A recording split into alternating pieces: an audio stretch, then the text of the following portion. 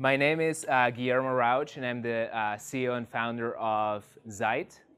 You might have heard of it from some of our open source projects. The open source project that I'm going to talk about today is called next.js, and it allows you to generate a React application very easily, kind of like create React app, but we have one killer feature, which is called pre-rendering. So whether you want to compile an application statically and pre-render all your beautiful content and your UI so there are no flickers, or you want to server render so that you have dynamic content that search engines and users can access so that their first request gets all the data directly, you can use Next.js. So I'll give you a brief introduction about our company. It's called ZEIT, and you can go to our website, ZEIT.co. I'll switch quickly here, ZEIT.co. So we want to make developers' lives better. The mission of ZEIT is to make cloud computing really accessible. So any one of you here should be able to deploy to the cloud with one command, and you should be able to use tools that you enjoy and make your life easier. So our medium is open source. We are very passionate about sharing everything that we learn. So everything that you're going to see today comes from us building our own website and wanting to write content more easily, write content better, update it directly from the GitHub UI, for example, and also use React components in addition to writing our content easily with Markdown.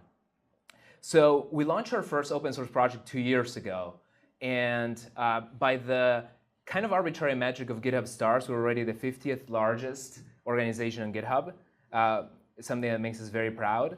51st, some of you might know me from my previous venture, Socket.io. It's still doing great, but we just passed them, yes. Okay, so today I'm going to talk about Next.js. And our tagline is React applications made easy. So it's a very general purpose tool that allows you to build applications and websites. So I'd like to show this little demo for those of you that are not directly familiar with Next.js of how you would go about starting your React application. So you would create your package.json file, you would run npm start, which runs the command next, just that's all, next.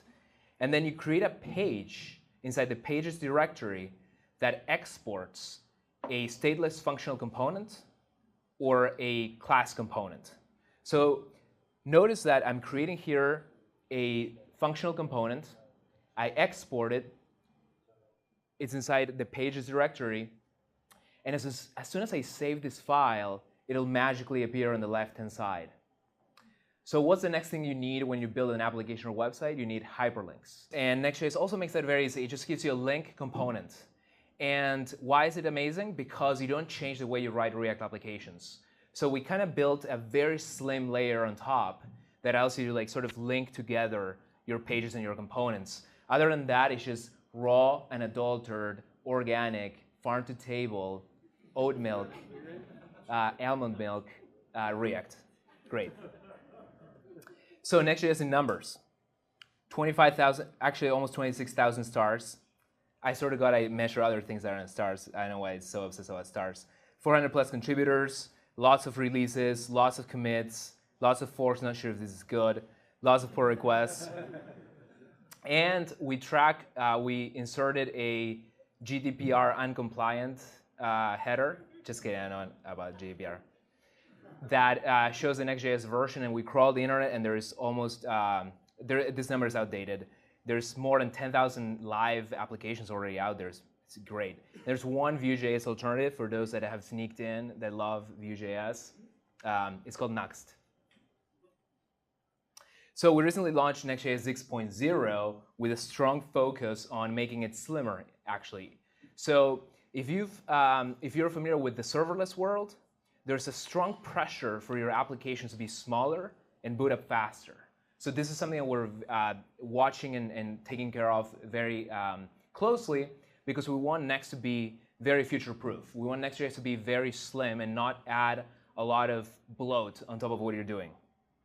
So we reduce a lot the number of dependencies. We sped up boot up time, which is really nice for when you're doing server rendering. So your application can come back alive from sleeping very quickly. And we improved page lookup a lot. So like, as I showed in the beginning, you have a pages directory where you put your entry points that also do code splitting of your React application. We improved page lookup times a lot. We're also doing a lot for integration testing and security testing. We've had a few path traversal vulnerabilities. Actually, one that was reported by HackerOne a few months ago. So we decided, okay, we need to take a look at this more closely, and we did a lot to have this really robust integration test suite, and we improved our code conventions via Flow recently. So one of the other things that's really neat about Next is that it allows you to run one command to export your application statically. So you have your pages directory that have all these entry points. You run next build and next export, and boom, you get a bunch of HTML files and a bunch of code split entry points of JS bundles that make up your application. So in the past, for those of you that were familiar with Next, you used to have to declare a route map on your config. Not anymore. The only thing that you have to do to export your application statically is next build and next export. And if you're getting lost in this spaghetti of commands, I'm going to show you at the very end an example of combining static exports with Next and Markdown, which is the subject of today's talk. So JSX is really great in the sense that you're basically just embedding your content directly into JavaScript. For the most part, for example, I wrote my blog, rauchg.com, as a Next.js application that also serves renders and does all that fancy stuff. And I wrote it all using Markdown, JSX. So just raw JSX. And if you want to see an example, you go to github.com/rauchg/blog. So if you go to pages, as I mentioned earlier, the pages file system structure determines your default URL structure, which is a really neat feature. So 2017, it's hard to forego efficiency. 2016 review. So let's go to 2016. Oh no, it's in 2017. Okay, GitHub. So 2016 review, and if you go to it, it exports obviously what? A React component. But what it did is it also used a ton of JSX for writing my actual post. And actually it's kind of nice because I run prettier on top and it's easy to edit. I didn't mind it personally, but my coworkers did. And the GitHub syntax highlighter team also did, because it's not pretty. So it's actually a really neat example of using Next.js, because all I had to do to start a blog was I created a pages directory, and I put my content in it. And then I defined all my components and all that. It's quite beautiful. And then I actually have this real-time view counter, which pulls my views for this blog post from Firebase, and then it keeps them updated in real time. So it's kind of a nice thing to show off this pre-rendering functionality that I was talking about. So we do the data fetching by exposing a hook into React that allows you to fetch data. And it's called getInitialProps. You can look into it later on next.js.org. When you pre-render something, you also want to activate your data pipeline. So if I'm going to a blog post, in this case, my data pipeline is fetching the number of views that the blog post had. And there's a lot of other examples of fetching data at the pre-render time that are very useful. So if you want to dive deeper into starting your next React application with Next, just go to next.js.org. We also have this very sped up video of building an entire PWA from scratch with Next. So it kind of walks you through a similar example of what I was walking you through earlier. As you can see, we mix and match components, and we link pages together, and that's all there is to it. So JSX is great, and it allows us to define very rich components. But when it comes to writing a lot of documentation and blog posts, some people prefer writing those in Markdown. And even though I was hesitant in the beginning, I kind of started to understand why people would want to do this over time. So an example of that is, first of all, when you clone a repository, we have the ability to just serve a bunch of Markdown files, .md files, and the barrier entry to that repository is basically nothing. You don't even have to know JavaScript, React, anything. You just go to that. So for today, we put together a little example of a repository using this technology that we call mdx. So what is mdx? mdx is a slight enhancement of Markdown to support React components natively. So as you can see here, I'm going to go to the raw representation of this. So this is my .md file. that, as you can see, inlines a React component directly. And this might not seem like such a big deal, but we went through several different iterations to arrive to this. So in the beginning, we used to inline Markdown directly inside our JS files, kind of like we do today with JSX. So we had a special template tag with a technology called Markdown in JS, and we would export a component that inlined Markdown inside. So this is kind of reminiscent of exporting a component that returns some JSX. But we still thought that the barrier entry to this was kind of high. So you have your JS file, and sure, you have your Markdown content inlined, and some other people do it through a Markdown JSX tag, but there's still a bit of a barrier to entry. For example, you couldn't really use code blocks because the template tag here doc would conflict with the code, and so you would have to escape special characters inside the template literal. So it was kind of messy. So once upon a time, and this is basically what my keynote talked about, I tweeted, what about importing components? Actually, this is great. Twitter can replace my entire presentation. So what about importing things directly inside Markdown? So sort of turning Markdown into JSX or mixing and matching them. So I wrote a Spectrum post about that. It was kind of like a code golfing idea, sort of, okay, is this a bad idea? Is this a good idea? And I was showing people how we were doing it at the time, which was with Markdown in JS. I was saying, okay, you have to import your components, and then you have to export. And I was just showing the scaping hell, let's call it, scaping hell of, for example, inlining a code snippet. So I enumerated some concerns that I had with that, like, it's hard to lint it, it's hard to make it look nice. Let's just go through an imaginary demo. So the first commit that we made is basically bootstrapping the project. So one thing that I mentioned earlier was we can enhance Markdown with custom components, but you can also define, okay, these are my default components. Because the beauty of Markdown is that they're sensible defaults, right? So like a heading level 1 looks like a heading level 1. So how do we retain that simplicity? So we can have a components mapping that says, okay, I want my H1 to look like this. So when you configure mdx, you can say, these are my components that map to the default Markdown components. So H1, H2, H3, H4, inline code, which is like the backticks inside a paragraph, full code, block quote, etc. The other thing is including Webpack configuration.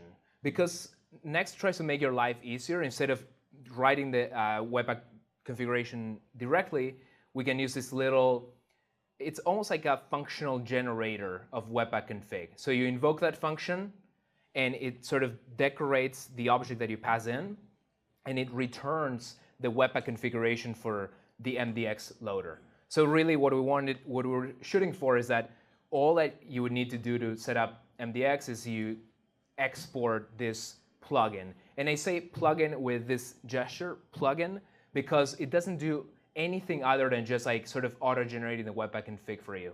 And these plugins are very easy to write as well. So another interesting thing is, as far as dependencies, we just bring React and React DOM as peer dependencies, which gives you the freedom to sort of select your version, etc. We never like lock you in to a specific React version.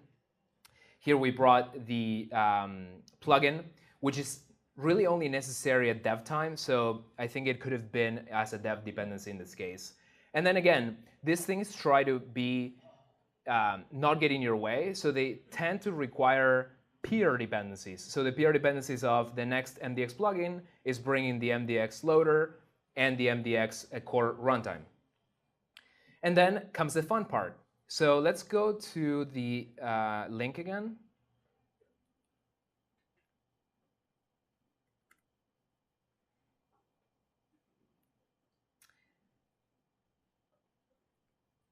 So I'm going to go to the pages directory.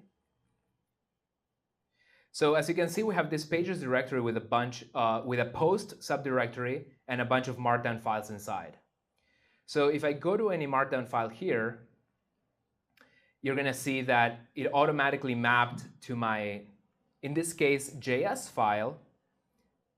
But my JS file, all it's doing really, it's importing my Markdown component. So if you're familiar with JSX and how it sort of desugars to React.create element calls, you can imagine that the Markdown, the MDX loader, desugars your .md file to a JS file that exports a component that uses a bunch of other React components inside. So that's the beauty of how MDX is implemented. It literally knows about the entire, and I think literally was well used there because it literally knows about the entire specification of Markdown. So you can say, this heading, we can transform it into, we can desugar it to a JSX element h1, and then we auto-generate and import h1 from our components list. So it's very straightforward, really, of a transformation. Everything compiles down to a component, which is a building block of React. So here I have next and mdx.md. And when I was cloning the project, I was going to show you branch by branch or commit by commit. We started with this super basic component that just writes React with a heading and a subheading. And then over time, we actually enhanced these two examples with more goodies that MDX gives you. One of them is the plugin ecosystem of MDX, which builds upon a tool called Remark. So in order to enhance your Markdown, all you have to do is bring in Remark plugins. So I'll give you an example of a Remark plugin here. So we have a guideline at ZEIT that all our headings have to be properly capitalized according to the Chicago Manual of Style. I did not create that policy, but I like it. But what I didn't like was people complaining to me, oh, you didn't apply the blah, blah, blah, capitalization thing. So a coworker of mine actually went as far as creating a website for it. So you can capitalize with style. So with doesn't get capitalized, completely arbitrary, but beautiful.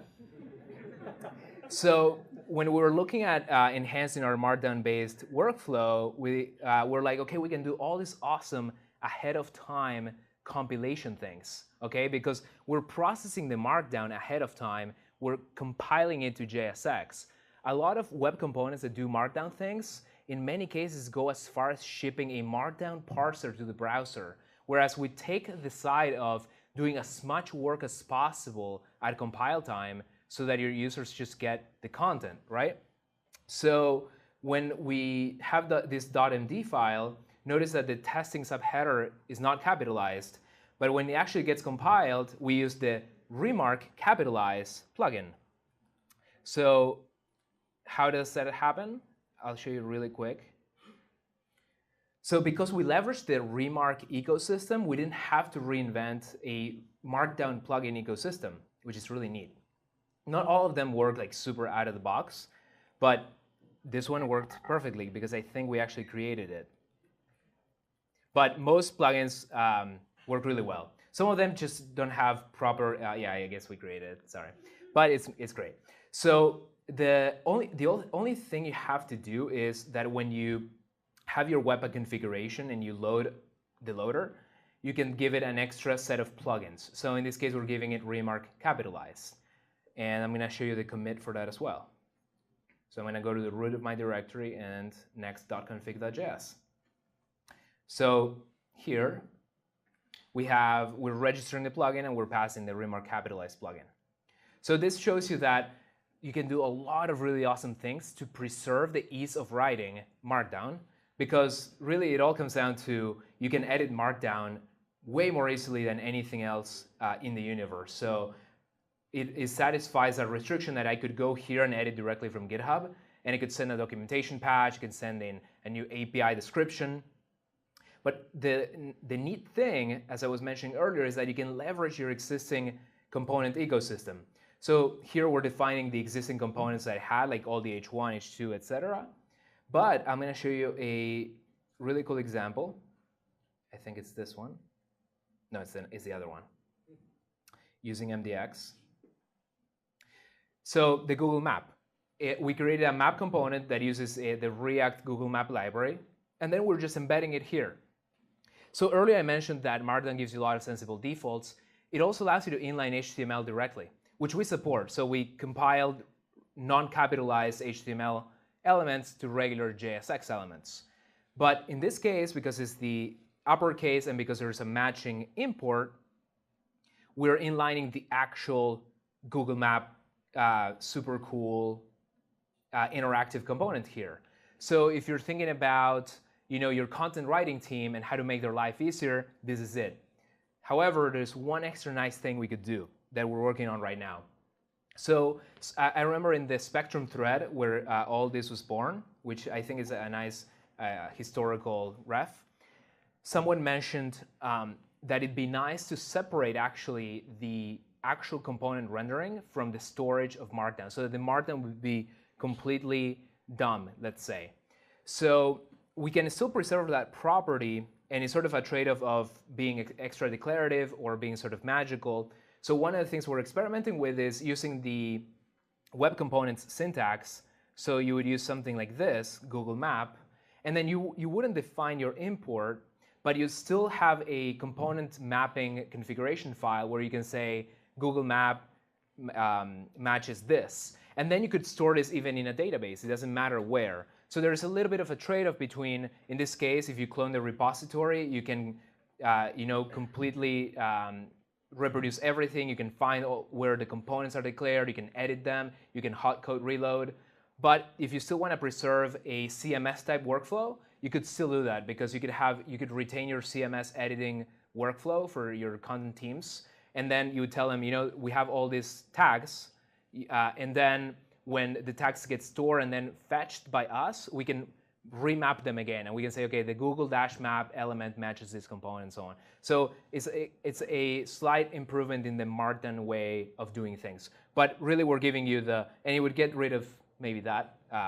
So it's a slight trade-off. Like if you want like a complete declarative approach like this, or a more less strict mapping of components to raw elements.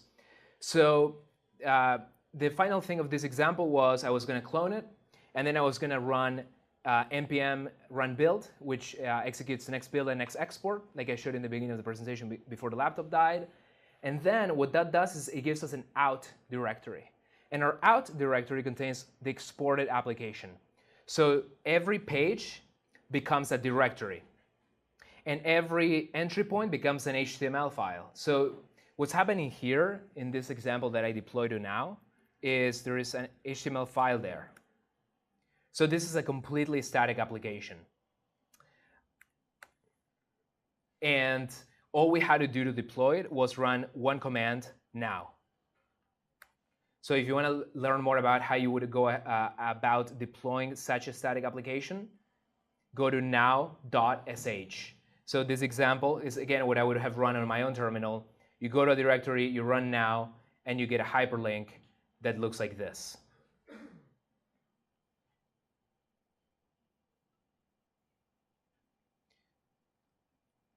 That's it.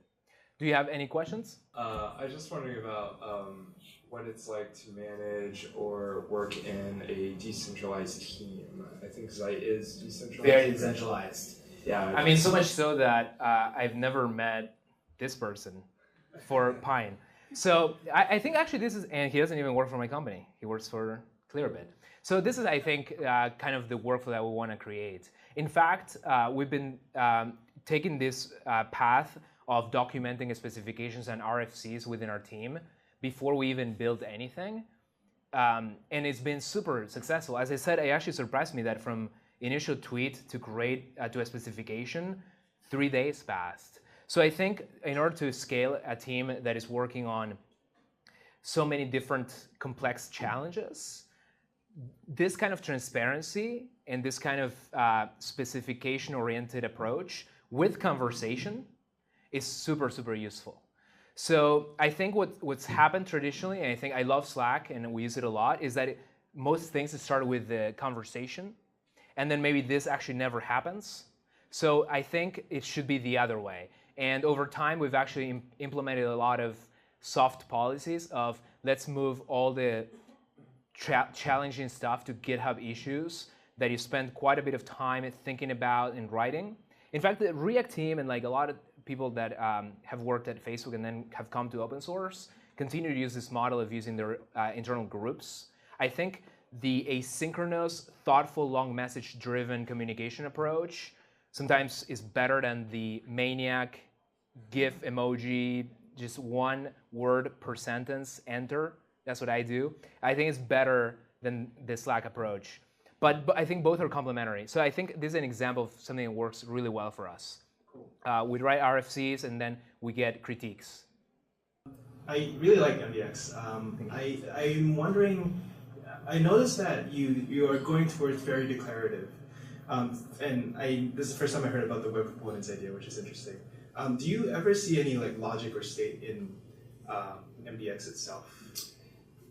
We try to avoid it. For the most part, I think it's been a really healthy pressure towards making super simple components, super straightforward pages. Because when you start with just Markdown, you don't have as much of a temptation to like include all this like complex set of components and like statefulness and all that. We actually, by design, kind of took away the possibility. I mentioned here that we could use slots. So what I wanted to avoid was the idea of passing parameters down, because I thought that it would kind of force you to go more in that direction and take away from the simplicity of writing Markdown. But there is one interesting way that you can sort of introduce a lot of dynamic data without taking away from the ability to write stuff that is very easy to write, which is using this idea of slots. So I think I mentioned it here. Oh, no, I mentioned it as a reply to myself. Yeah. So Javi Velasco, who works with us, had written this application called React Tunnels. So it kind of works like web components as slots. So a lot of the ideas in web components are actually really great, by the way. So the idea is that you kind of define placeholder elements that have nothing, and then they get populated by the outside. So let's go back to my example of like, I wanted to like include a dynamic count of views.